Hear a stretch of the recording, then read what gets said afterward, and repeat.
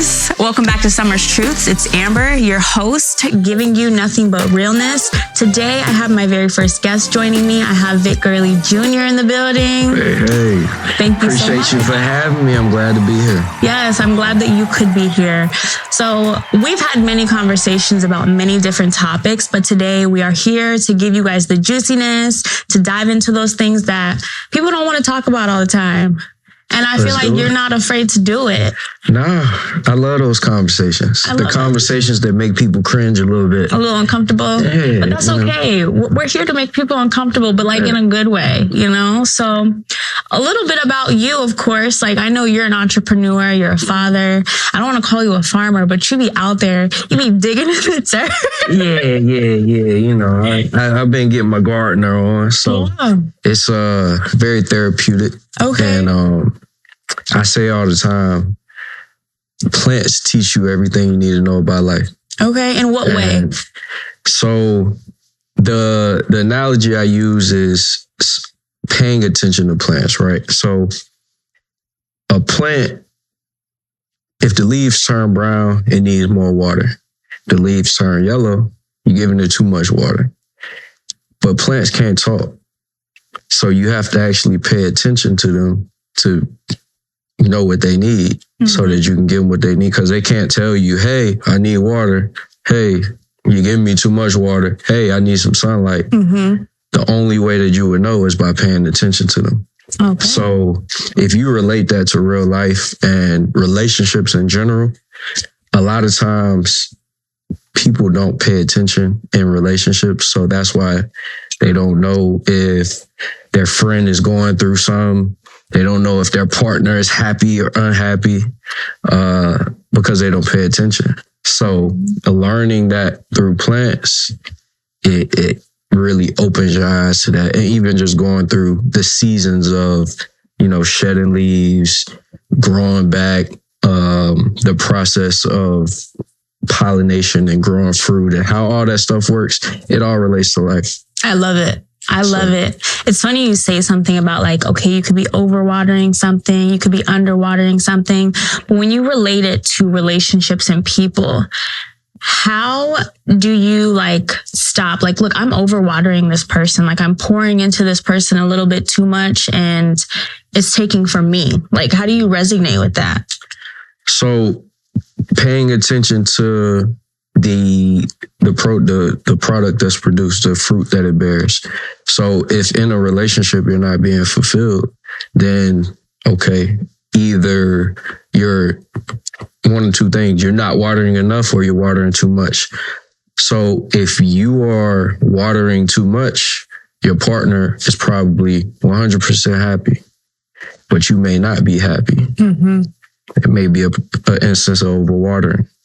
If your partner isn't happy and you think everything is cool, or maybe neither one of you are happy, you're probably both not watering enough. So I think those are examples. Okay. How did this happen though? Because there's a lot of men in this world and some just don't touch the dirt. Some don't deal with the plants and you are not afraid to get out there and get dirty. So like, where did this stem from? So I've always been like a hands-on, like never been afraid to get my hands dirty. So I like doing the DIY projects, working outside. I even started a landscaping company, scaled it, and then I sold it. But the actual plant piece came, I would say, more recently because just, I guess the season I was in life I did a lot of introspection. And just things that were going on really led me to diving deeper into understanding the world as a whole in a better way. And even with my son. So like my son he's nonverbal, so has a form of autism, basically. Okay. So, and I know that a big issue with that is heavy metals in the gut. So I was very intentional with like the things that I was feeding him, like from a baby. So that led me to I should grow my own food, because you can't trust the stores. You know, they say stuff is organic. They say that, you know, all these different things, these crazy labels, and people buy into it, but nobody really does the research to understand what they're really saying. Yeah. So I said, to kind of X that out and not have to take that risk, I'll just grow my own. Yeah. And in the process of growing my own and really learning like the do's and don'ts, you know, the makeup of like the soil and what plants need, because they all need different things within the soil. In the process of learning that stuff, it led to really relating it to real life. That's beautiful.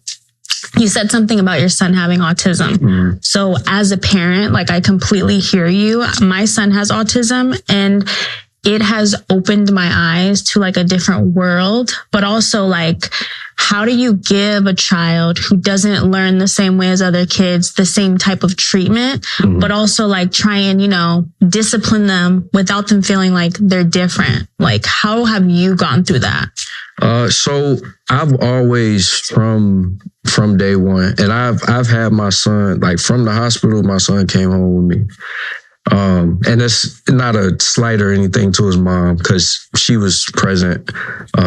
We were just in different households, so he was with me mainly. So I've seen him in every stage of his life and watched the development.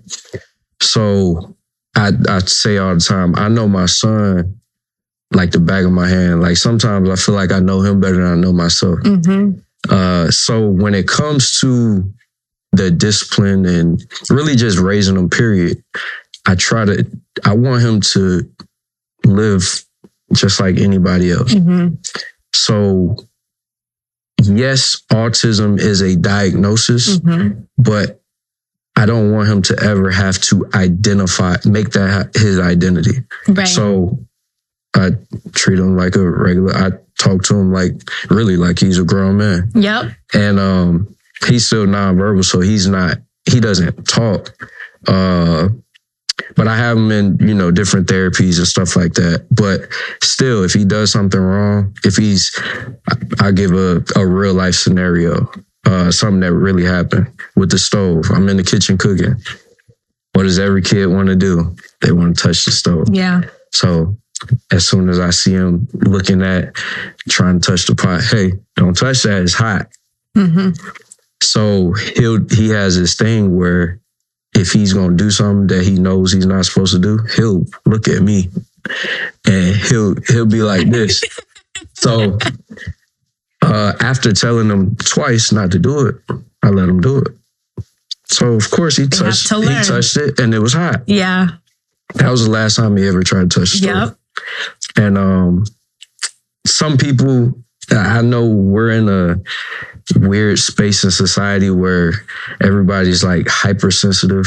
So some people are probably like, oh, that's cruel, you shouldn't. Yeah. No, that's how you learn. Right. In no scenario in life, or nobody's life is everything going to be perfect and no challenges. Yeah. So I let him explore. On my truck, when we're outside in the yard, he likes to climb on the back of my truck. So he'll climb on the hitch, hop in the bed of the truck. And then he actually started, like, when he's in the bed of the truck, he wants to climb on the roof of the truck and go down to the hood of the truck and then come back. So he likes to go back and forth. So when he first did that, I was like, all right, no, you can't get up there. But then I was like, go ahead. I let him explore. Yeah. And he does it. And I mean, of course, it's I'm right there. But it's to the point where he just does it regularly. Yeah. So I let him explore. And because if you try to keep a kid from doing something, or anybody, if you tell them not to do something, they're going to want to do it. Absolutely. So the easiest way that I found is to let them explore. Yeah. And once they do, then they're going to stop doing it on their own when they get tired of it. Yeah. So that's been my experience. That's how they learn. Yeah. I love that. That's beautiful. That is beautiful. Yeah.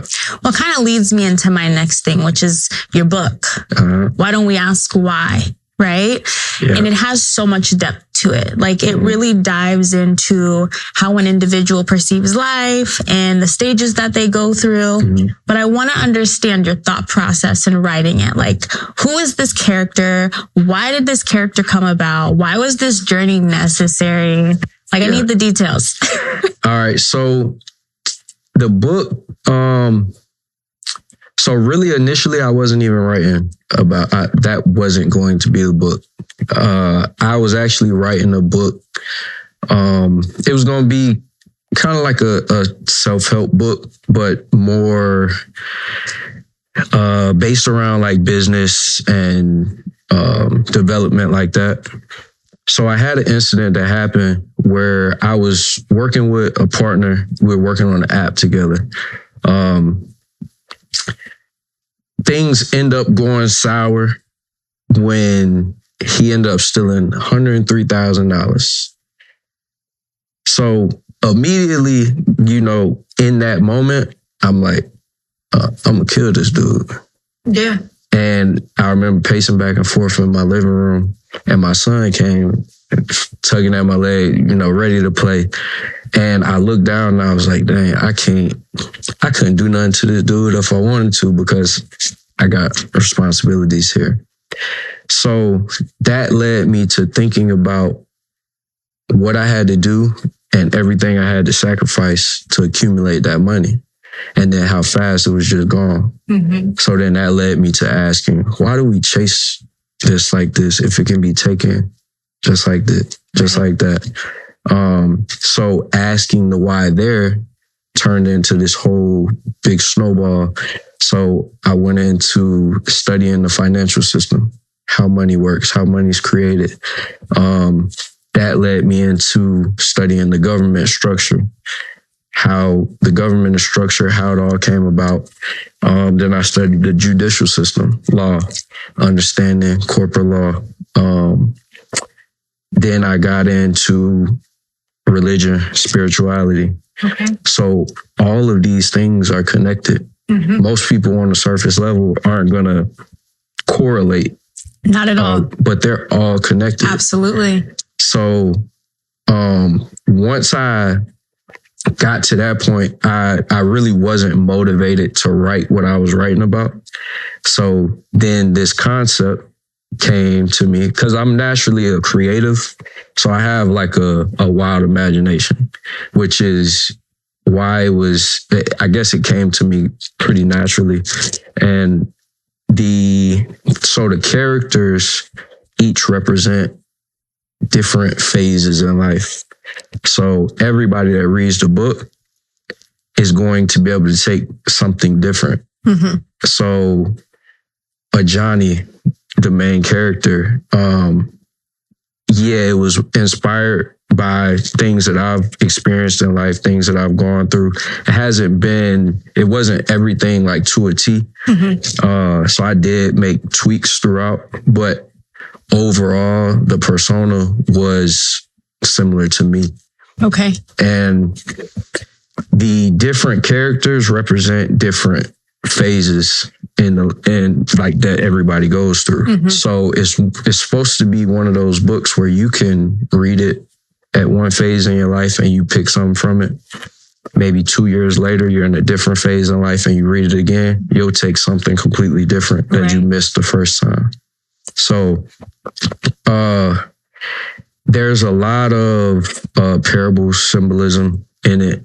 And depending on the mental space that people are in will determine the nuggets and things that they pick from the stories. So,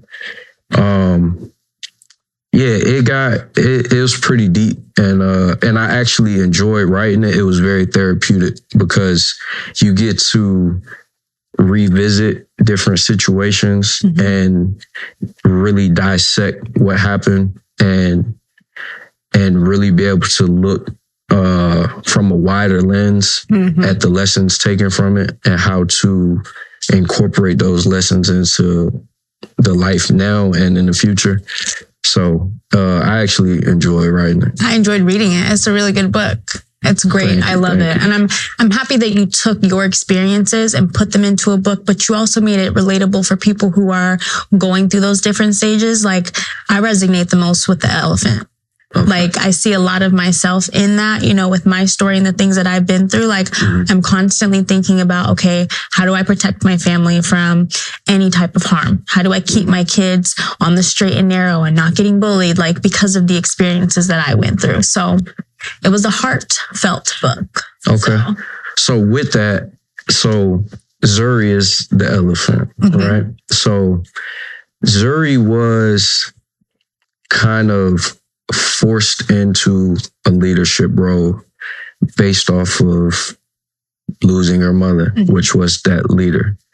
So I guess in your life, how did you handle that transition, or transitioning into a space where now you have people that are looking for direction and they're looking at you for that direction?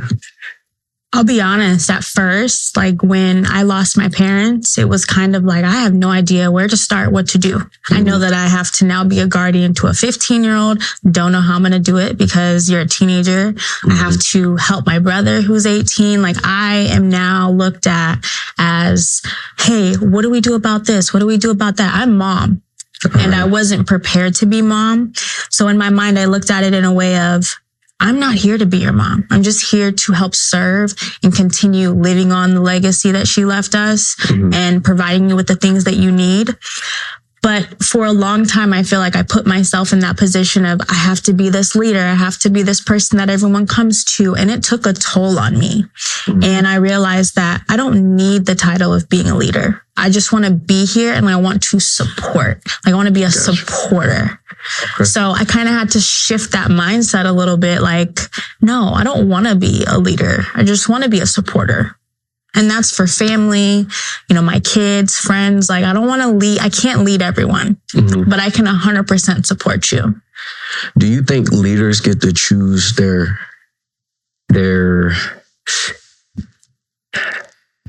would it be destiny?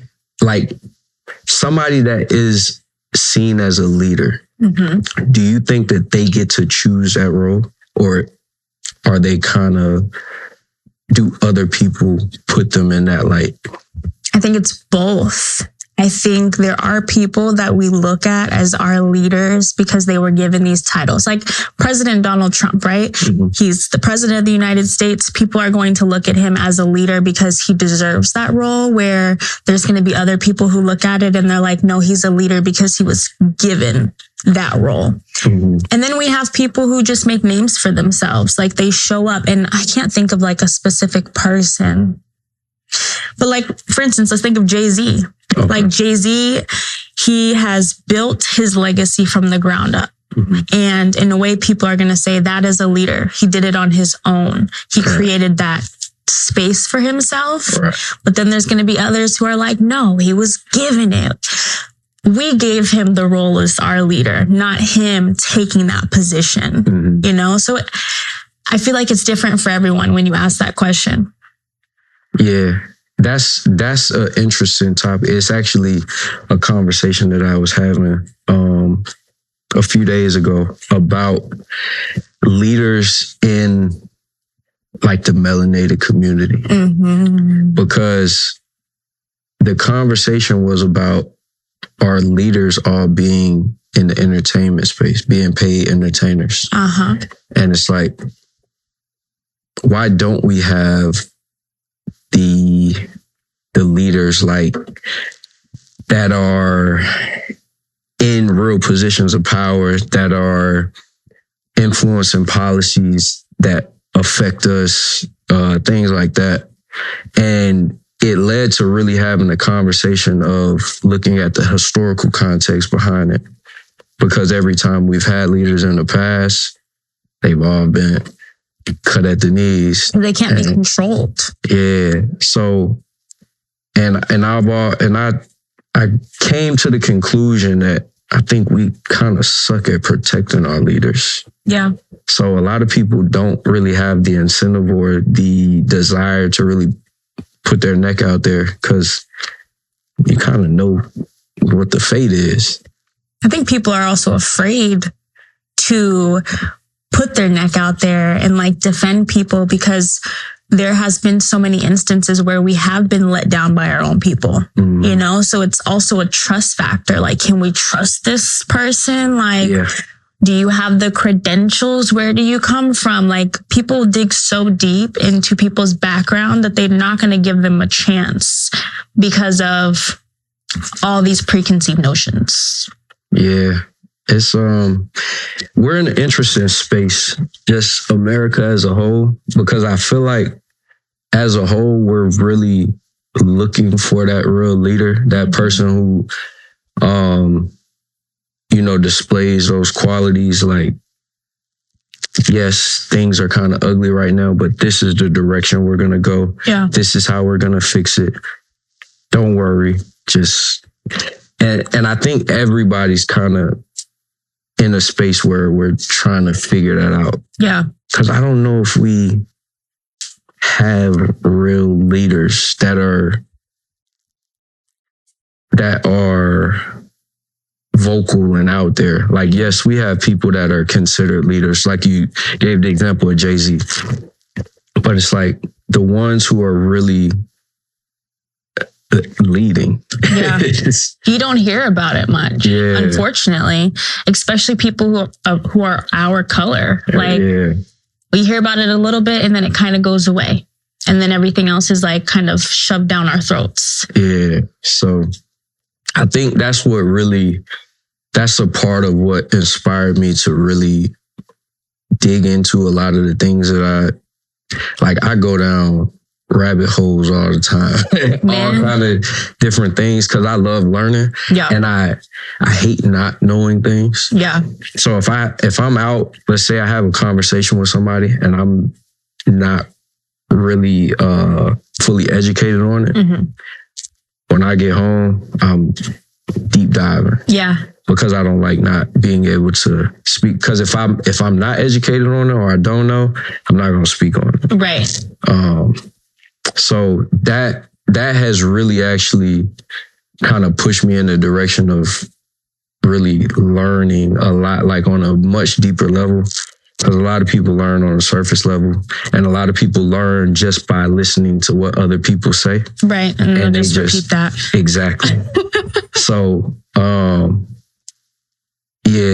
I think we definitely need more of that. So I guess my role or my contribution is trying to kind of shed light on the need to really educate yourself, because you can't depend on somebody else to give you the way or the key to unlock the doors that they hide behind. But I think a lot of people are waiting on that, unfortunately. Right. And in this world and in this day and age, social media has made that a huge factor, and like people looking to other people for guidance in their own lives, not realizing like you have complete control over what you do this morning and what you do tonight. But some people don't think they do. They rely on someone else telling them, do this or go here. And I'm like, why? Like, why? Yeah, I think a lot of people too, and also why the question, like the title of the book, Why Don't We Ask Why? Because the question why is it's very simple. We're talking about a 3-letter word, but it's a very profound question. Like that word alone is a question in itself. And it scares a lot of people, because a lot of times if somebody isn't educated on the topic, they can still remain ignorant to it. They can still, that's their excuse is, oh, I didn't know.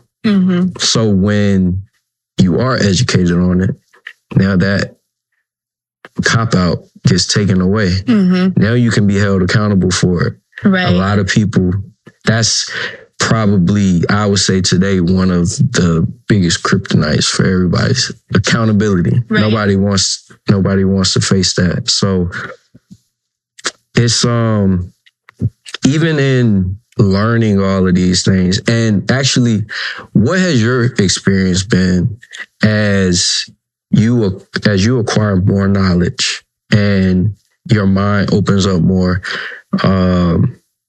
You do the introspection, things like that. You start to evolve, the way that you think and the way that you view the world. How has that impacted your social relationships? My circle got smaller. I stopped interacting with certain individuals that I would interact with a lot more. Mm-hmm. And I think for me, it's also an awakening. Like, I have held on to a lot of connections because of the connections that those connections bring, right? Uh-huh. We're human, we're in business. We like to network. But at the same time, I sit down and I think about this person and I'm like, something's off. Morals aren't right. Like, I really had to shift my focus for a while and to realize, okay, I cannot be around people who are hanging out with people who are a part of corrupt organizations, businesses who have shady business deals. Like, I cannot allow that energy in my circle because I feel like over time it does start to corrupt how you think, how you move, and what people think of you. So yeah, I mean, it's really shifted my focus. Like, blinders on, Yeah, it's I say all the time, like the process of getting there is very uncomfortable because you have to unlearn so much, and it's an uncomfortable thing because it's like when you've gone your entire life, and things have been one way, and you're told, well, this is how things are, and the whole world is operating as this is how things are. Yeah. And then you discover that that's actually not correct. That's not how they are. Everything that we need, we're born with it. We have it all within us.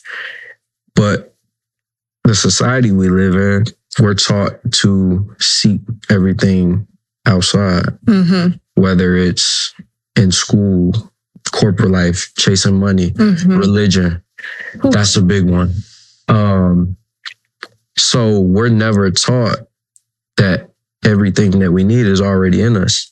So I use a lot of analogies. So one that I use for us is like, we're like libraries. Okay. So when you go inside a library, that it's full of books, full of information, but you don't have access to all the knowledge that are in all those books until you go take it off the shelf and you read it. So in a library, if you want to learn about gardening, you go grab a book, you read about gardening, now you have that knowledge with you.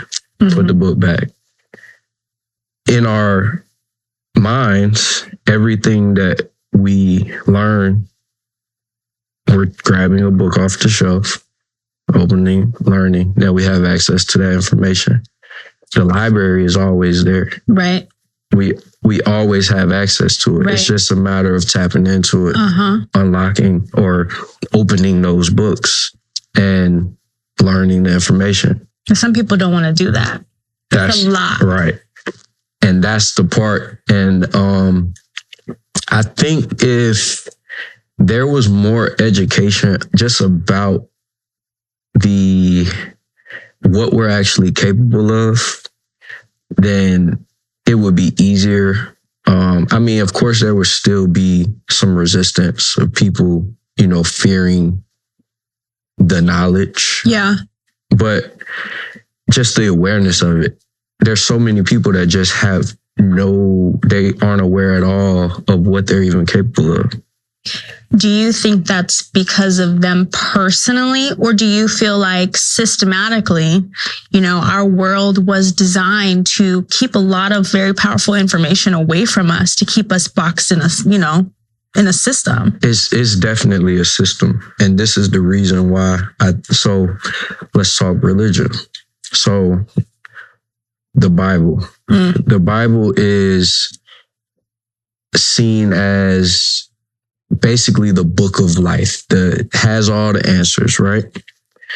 So when you really go back and understand, you go back to the origin of like the Bible. The Bible is compiled of 66 different books written by 40 different authors. Right. And it's been translated, remixed, and remastered multiple times throughout history. There are whole conventions that they have or that they've had in the past to talk about what they're going to keep in the Bible, what they're going to take out of the Bible, what the interpretations are going to be. A lot of people aren't aware of those things. Right. So my question to people would be, okay, if these people gave you this book, access to this book that's supposed to have all the answers, why does a place like the Vatican have archives that nobody has access to with all these ancient texts and different information that they're keeping hidden from everybody else? So if this book had all the answers and everything regarding life in general was within this book, why are all these other things hidden? Why wouldn't we have access to that too? So there's a lot. And I know the whole religious thing is a sensitive topic, but I've done deep dives on that, and I've read multiple texts from the Bible, the Apocrypha, Emerald Tablets, the Ethiopian Bible, all of these different things. So when it comes to having the conversations about with religious people, it's like you've only read this one book. You haven't branched out to actually learn different perspectives and the different information out there. So I say one of the things I really want to do, I haven't found anybody to do it yet. I want to sit down and have a conversation, like in-depth conversation with like religious leaders, like whether it's pastors or whatever, just to, and not really in a way to be combative, but to have like constructive dialogue and an understanding. Yeah, because I think so many people, and I'm not saying religion is just all bad, because a lot of people need religion. They need the structure. They need something to believe in order to motivate them to keep going. Right. So I get that, and I'm all for that. The part that I don't agree with is people blindly following these leaders that are not doing their own due diligence in their lives.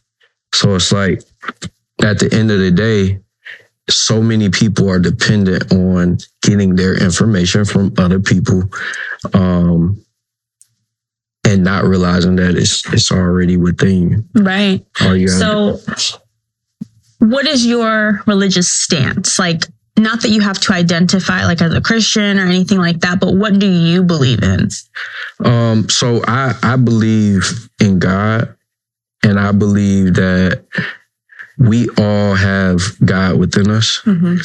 So the stories in the Bible, I look at the Bible as a book of parables. I think the Bible is there's a lot of hidden code in the Bible. Now, everybody that reads, and, depending on who you're listening to,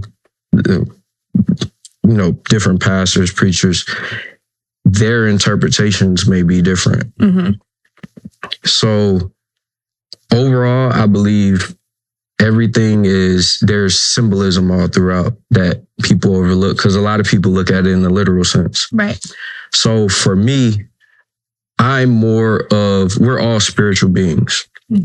And what religion was supposed to be based around spirituality. But I think what religion has become, it's gotten further from the spirituality part, and it's become just a control mechanism.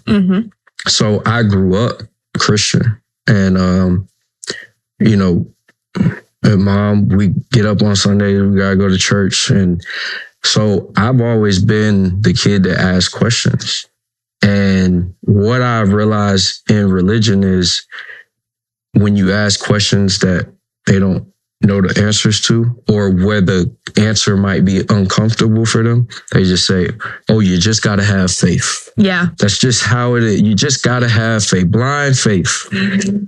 So, or don't question God, or the book of God, you know? And so the weird thing, or the interesting thing, and I actually just thought about this today. When you think about, actually, I'm gonna read exactly what I put as my unpopular opinion. Okay, let's get some of those. I said, I find it interesting that the very same institutions that Jesus or Yeshua to some people opposed. Wait, no, hold on. I find it interesting that the very same institutions that Jesus opposed are the same institutions that so many people commit and marry themselves to, and do it all in the name of Jesus. Mm. Jesus opposed religion and churches, like literally. So now people have made Jesus into religion, which is the opposite of what he represented. So it's interesting when you think about that, and then like think about like the role that Jesus played. Mm-hmm. So to me, I think Jesus was really just a representation of what everybody could be. Mm-hmm. So we all have the potential to be Jesus. Yeah. And the only difference is he reached a certain level of enlightenment. So he was a man, just human, just like we were. Mm-hmm. And he did the work to unlock the things within, which put him on this pedestal, right? Because people didn't understand it, mm-hmm. because people were trapped in the religion box. Right. That's why he spoke out against it. And that's ultimately why he was killed. Right. So it's just interesting when you look at it today, and it's like,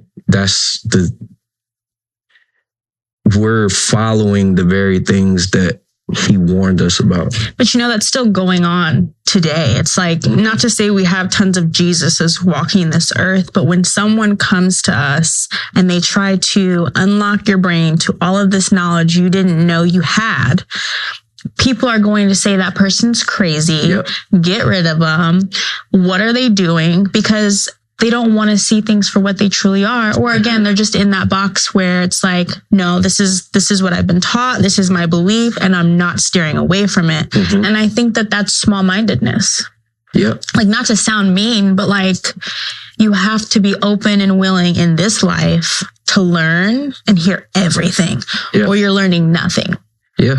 Yeah. But the system is designed to keep people from doing that. And that's why you have those people who, if they are speaking on higher levels, they're shunned. Mm-hmm. The whole goal is to discourage them. The same way they did Jesus. It's literally the same thing. It's true. So it's like history doesn't repeat itself, but oftentimes it rhymes. Oh yeah. So for sure.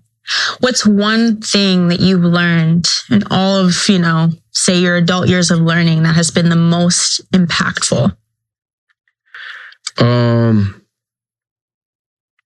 Honestly, I would say coming to the realization that I already have everything within me, because it's a hard concept to grasp when you're living within the system, the society. So when I came to that realization, everything changed. Like the way that I look at everything, the way that I move around in life. Like, for instance, I was like this super hustler, like always on go, business all the time. If I wasn't working on business, then I was being lazy. Like that was my thought process. And I realized that the hustle mentality is really like mental bondage, psychological bondage. Yeah. Because we focus so much on hustle, grind, and we neglect doing the work on ourselves, the introspection, learning ourselves, unlocking new information and knowledge.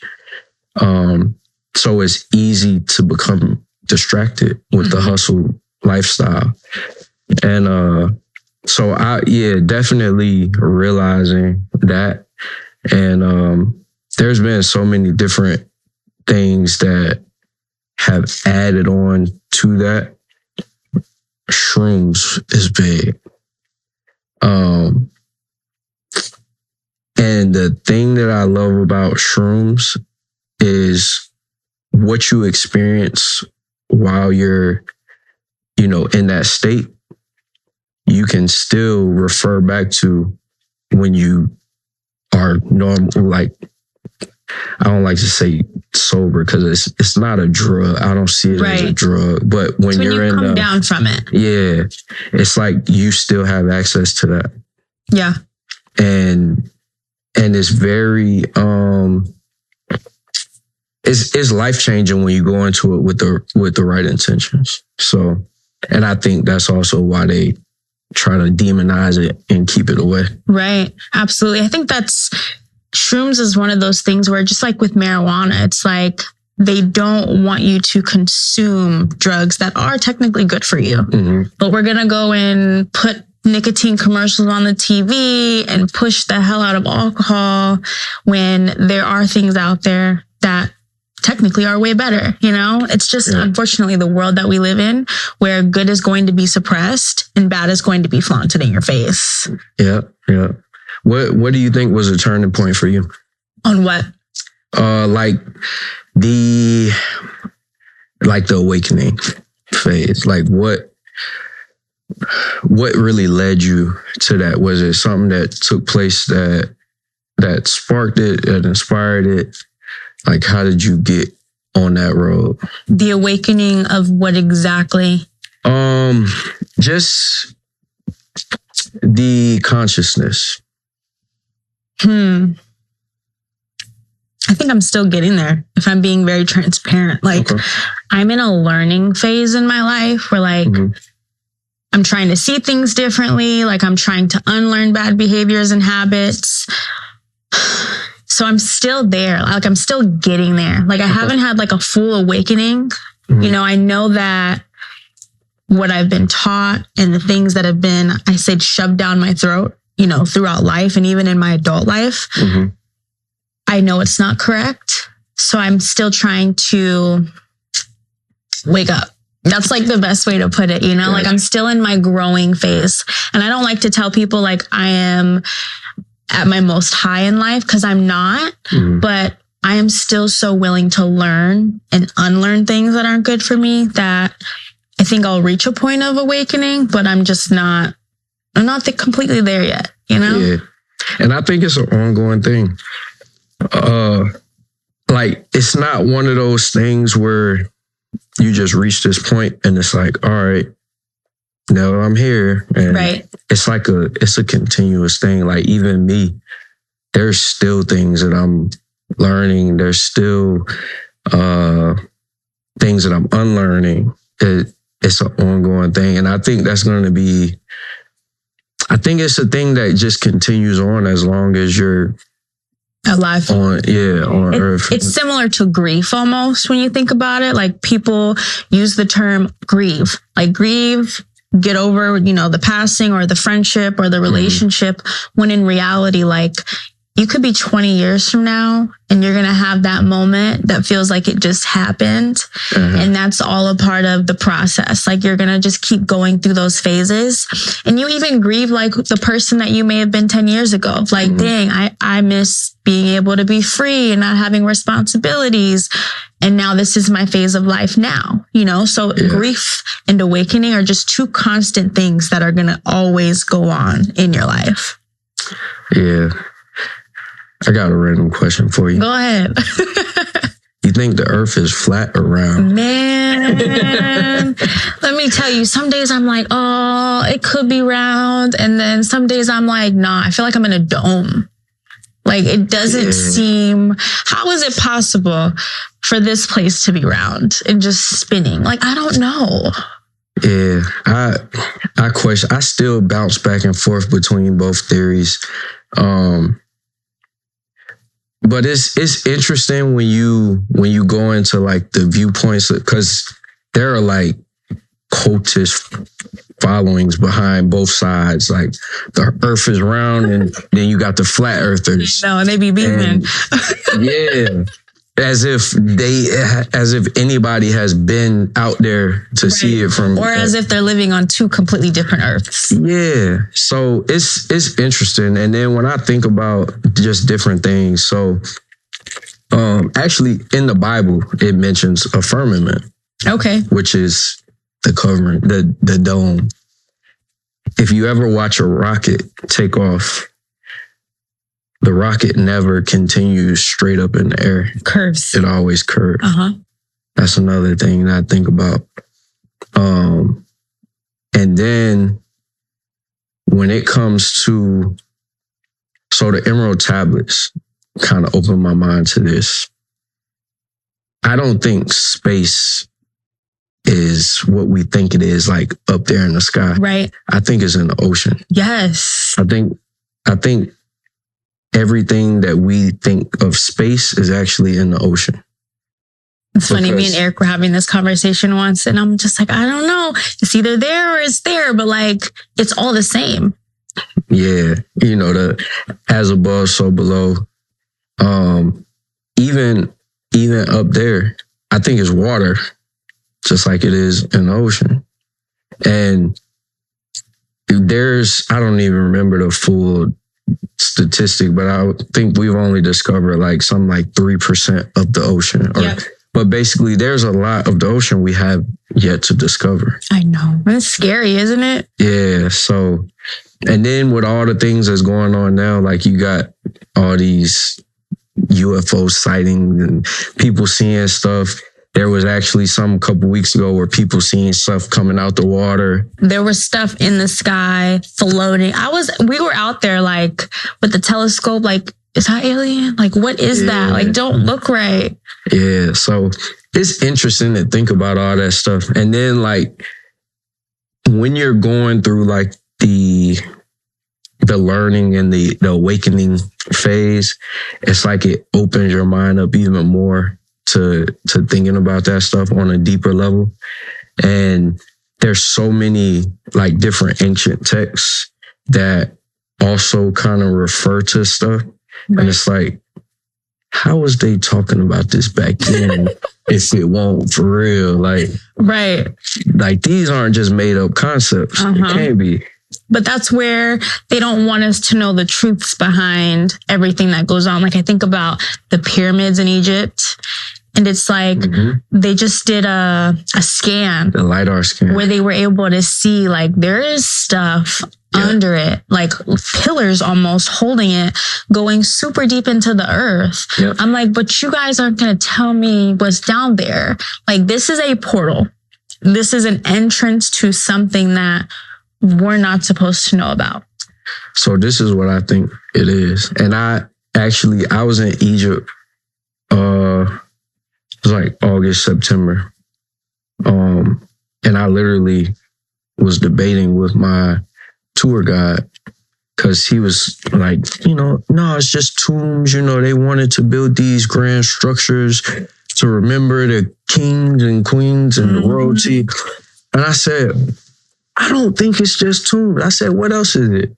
He said, no, that's it. He was like, the other stuff is just conspiracies. And so, mind you, before going there, I've done like a lot of research and things like that. So my theory was always that the pyramids, like what we see, I think that's only the top. Right. Because if you look at the Washington Monument in DC, that's the same thing that the pyramid is. Right. It's just the pyramid is just buried in the sand. So the thing with the pyramid and what they discovered in the LiDAR scan, so they show the coils going around the pillars, right? So there is, I'm trying to think of the type of electricity. It's, I can't think of the name of it. It's like some scientific name. But basically, electricity is created from kinetic energy. So those springs are what produce the energy. Right. Those were used to power cities. Japan actually has that technology. Where you step on the ground? Where you're walking on the ground and it creates energy. So it's the same concept. And I think that's where they got it from. It's scary to think that how long ago was that put there? Like, we've had all of the resources and technology in front of our face this entire time. But like, why are we not being taught it? Because that would, for one, that would take away the dependency that we would have on government. And now, if we're not dependent on them, we don't have to pay them. Right. So that means we don't have to work. Right. If we don't have to work, now we have time to really learn ourselves and really ascend to different levels where they're unable to control us. Right. So they'll never fully reveal it. It would just have to be something that it would have to be a mass awakening, really, in order to really take that. I love reading into that stuff and like really researching it. So it'll be interesting to see what they do. The information that comes after that. I had a video of when I was just in Egypt where I was saying, like, he trying to tell me that these is just tombs. I know, right? I know that. And it was funny that like that came out and I literally was having that same conversation with them. And they were like, no, it's just tombs. But also the people that are there weren't the people. They're not the original people of that land. Right. They took over that land. So it's like, what if they don't know? Yeah. Right? But then what if they do know and their job is to continue to keep the secrets away from us? Like, you wouldn't know if they did know, you know? I want to ask, so like aliens, the topic of aliens. Okay. What do you think they look like? I think aliens, I don't think they have like one. So like how we are, right? We're really balls of energy inside a human body. I think aliens are the same thing. Okay. So I think that they are balls of energy, and they probably have different forms. They probably have, different features just like we do. Whether it's, you got some people who got broad noses, big lips, little lips. I think they have a variety like that. I wouldn't be surprised if they actually look like us. I feel like they do. Humans. Yeah. And I believe that there's some actually already walking around here. That's what I think. I feel like they're shapeshifters. Yeah. Like 1 minute they're a dog, the next minute they're a human.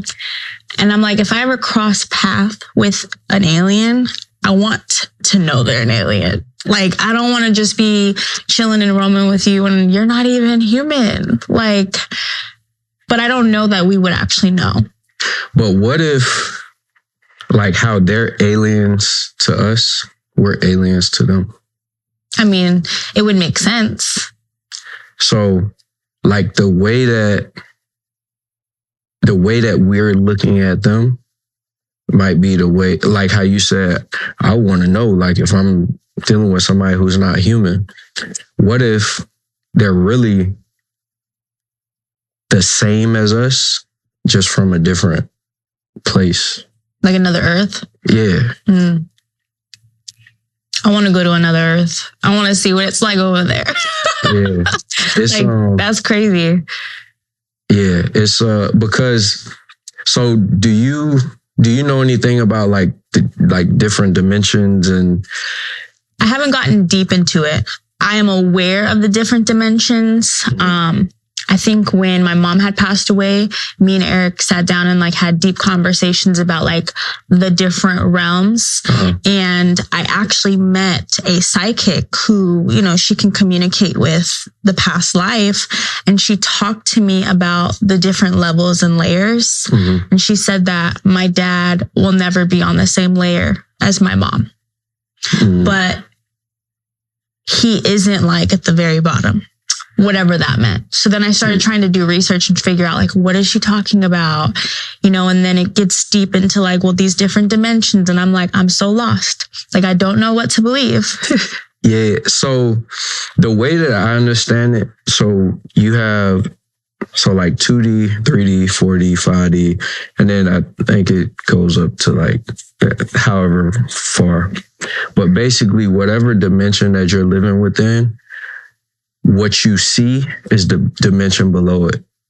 So if we're living in 3D, we see things in 2D. Okay. If we're living in 4D, we see 3D. So if you think about a video game, so when you're playing a video game, it's flat. It's on a screen. So it's like 2D. So the way that I envision it is on the different dimensions. It's like there are, like if somebody's playing Grand Theft Auto. So Grand Theft Auto, you have a character and you can make them go through the city and do whatever. What if it's like that on the dimension above ours? Like you can do whatever. Yeah. Like I be thinking about stuff like that. Like if, not even that you can do whatever, because you're not, it's almost like you're the character from Grand Theft Auto and somebody is playing. Oh, that's scary. Like somebody else is playing. Like having no control. Yeah, like The Sims. Yeah. Do you remember The Sims? I love The Sims. So you know how you can build a house, you can, trick out your place and all these different things. So what if it was something like that on a higher level? I be thinking about stuff like that. That's scary. Like not being in control of your own reality is dangerous. Because have you ever thought about so if I ask you a question, so I'm going to ask you a question and I want you to give a wrong answer. Okay. So what color is that pillow right there? It's blue. Okay. So did you hear the voice in your head say it's yellow? Yeah. What is that?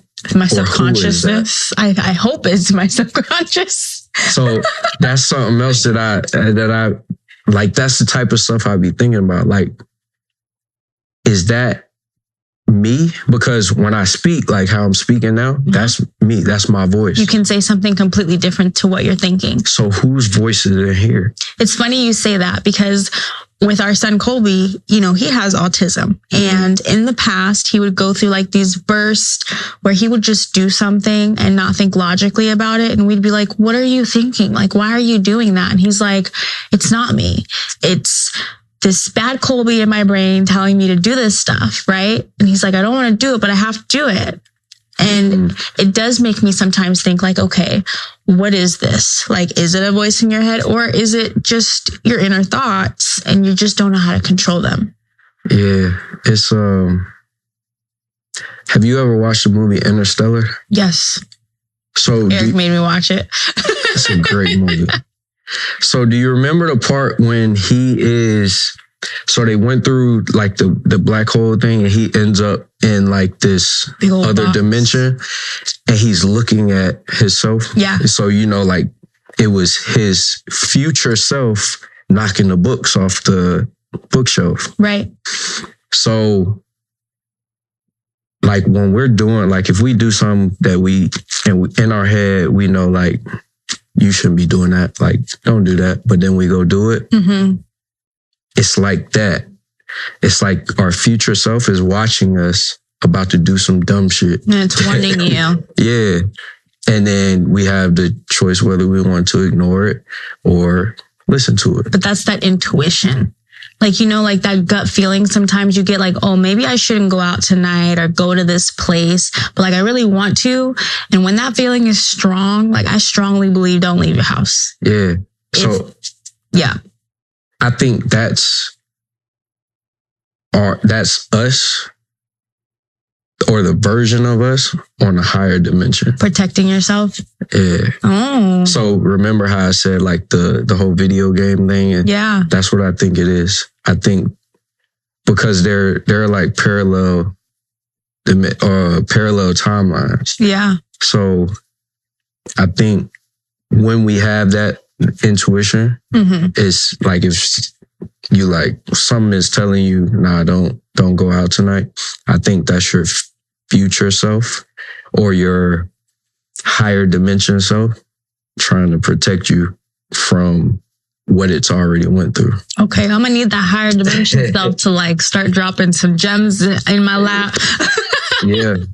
So, but that's why I think when we really understand that everything's already in us, we have access to that. You just gotta be open to receiving it. Because I think we all have it. Yeah. I love that. That was deep. It changed my perspective on like the whole dimensional thing. Now I'm going to sit here and be like, okay, it's the other Amber telling me don't do that. I'm okay with that. I'm cool with that. Yeah. Okay. So closing thoughts. I want you to drop a gem that most people aren't thinking about or something that people don't know that they can take away from this episode today.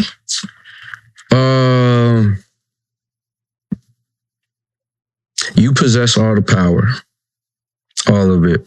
And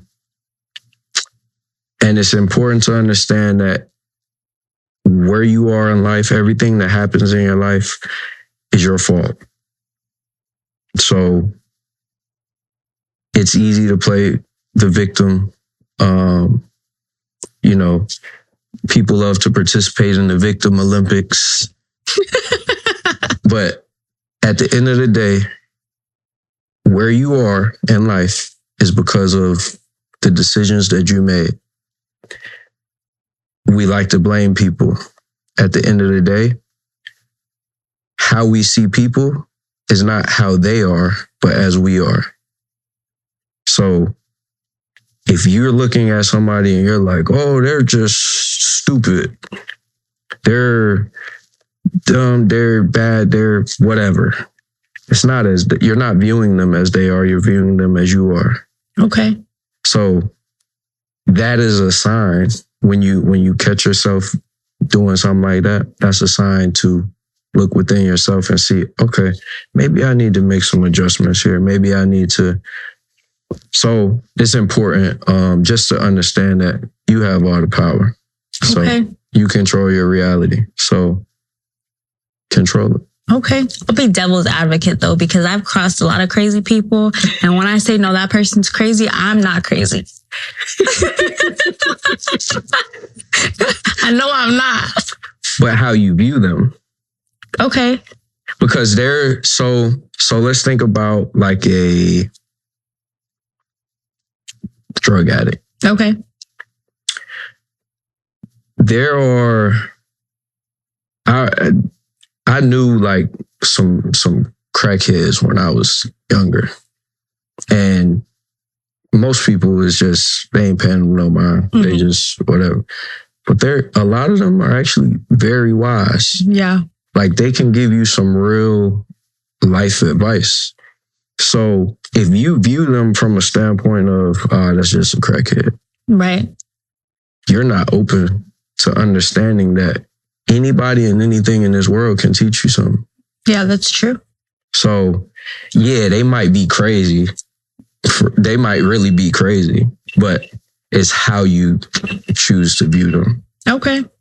So. Okay. Life. Look at that. Well, that's life through Vic Gurley's eyes, you guys. Very deep, but very amazing. I appreciate you for coming out today and sitting down and having these conversations. I definitely think you'll be back. I think we'll have more deep topics. Let's do it. Definitely in the future. Well, again, thank you guys for tuning into Summer's Truths. You heard it here first. See you guys next time. Next time.